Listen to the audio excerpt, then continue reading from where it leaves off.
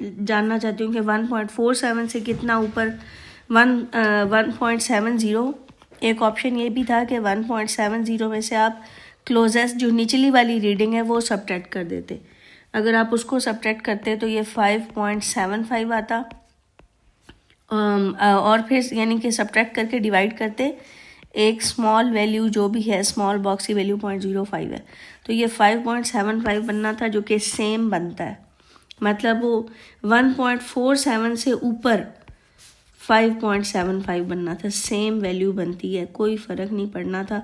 तो चाहे आप क्लोजेस्ट वैल्यू नीचे वाली से ले लें या ऊपर वाली से ले लें, इट्स सेम थिंग।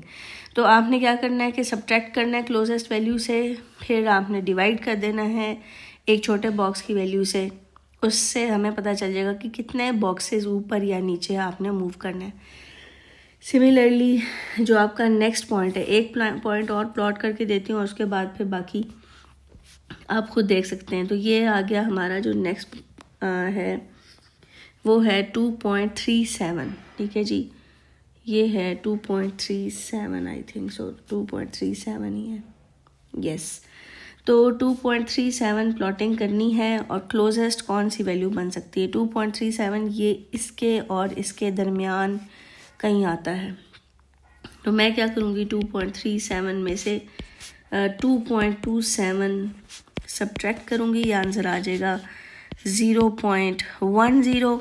इसको डिवाइड कर दूँगी 0.04 पे, इससे मेरे पास नंबर ऑफ बॉक्सेस आ जाएंगे कि कितने बॉक्सेस मुझे ऊपर जाना चाहिए। 3.37 माइनस 3.27 डिवाइडेड बाय 0.04, यानी एक स्मॉल बॉक्स की वैल्यू। तो पता चल रहा है कि मुझे 2.5 बॉक्सेस ऊपर जाना पड़ेगा।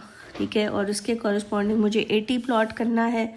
यहाँ से 80 प्लॉट करना है तो ये 2.25 ये से 2.5 90 से पीछे 80 इधर आएगा जी, 80 इधर आएगा, इस जगह पे 80 आ जाएगा, इस जगह पे 80 आएगा, क्योंकि 80 जो है वो जैसे 50 से पीछे 40 प्लॉट करना था, तो इसी तरह ये हम देख सकते थे कि 2.5 पीछे जाना था हमने, तो ये 4.25 मैंने गलत लिखा है पीछे यहाँ पे, इधर से यहाँ से ये 2.50 पीछे बनता था।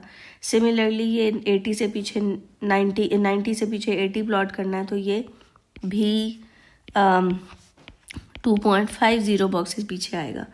और अभी हमने 2.27 देखा था कि 2.27 से कितने बॉक्सेस बनेगा, ये 2.27 से 2.5 बॉक्सेस। तो लें जी, ये प्लॉटिंग आ जाएगी 2.27 से 2.5 बॉक्सेस ऊपर। ये देखें जी, ये इधर प्लॉटिंग आ रही है एग्जैक्ट। क्लियर हो गया जी। इस तरह से हम लोगों ने प्लॉटिंग करनी है एक्यूरेसी के साथ, और जब इतनी एक्यूरेटली आप प्लॉट करेंगे तो आपका क्वालिटी का नंबर भी सेव होगा। ये देखें लिखा हुआ है scale markings are no more than 2 centimetre large square. इसका मतलब है कि ये वाला ये जो चीज़ होती है बेटा, ये 2 सेंटीमीटर के इक्वल होती है। ये जो 5 स्मॉल बॉक्सेस होते हैं ना, सॉरी आई एम सॉरी, ये जो 5 स्मॉल बॉक्सेस होते हैं ये 1 सेंटीमीटर के इक्वल होते हैं। तो जो 10 स्मॉल बॉक्सेस होंगे वो 2 सेंटीमीटर होंगे। तो वो ये कह रहे हैं कि आपने हर लार्ज बॉक्स की वैल्यू यहाँ पे लिखनी है, तब आपको 1 मार्क मिलेगा। क्योंकि कुछ लोग ऐसा करते हैं कि ये बॉक्सेस की वैल्यू छोड़ छोड़ के लिखते हैं, जो कि गलत है। और ऑकवर्ड स्केल की बात होगी। प्लॉटिंग का पॉइंट चेक करें ज़रा। All observation in the table must be plotted. अब आपने अगर 8 ऑब्जर्वेशंस ली हैं तो फिर 8 की 8 आपको प्लॉट करनी पड़ेंगी।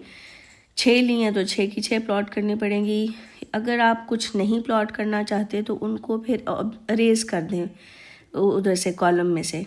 ये नहीं कि आपने लिखी हुई तो वहाँ पे कॉलम में 8 या 10 हैं या 7 जितनी भी लिखी हुई हैं और आप प्लॉट उनमें से 6 करते हैं, तो ये ठीक नहीं होगा। Diameter of plotted points must be less than और equal to half a small square, यानी एक्यूरेसी इतनी होनी चाहिए कि हाफ अ स्मॉल स्क्वायर से भी के इक्वल या उससे कम हो। Points must be plotted on an accuracy of half in both X and Y direction. तो लें जी ये भी ऐसे कह रहे हैं कि एक्स और वाई डायरेक्शन में, दोनों डायरेक्शन में इसकी एक्यूरेसी होनी चाहिए। क्वालिटी का पॉइंट जी इसको बाद में डिस्कस करते हैं।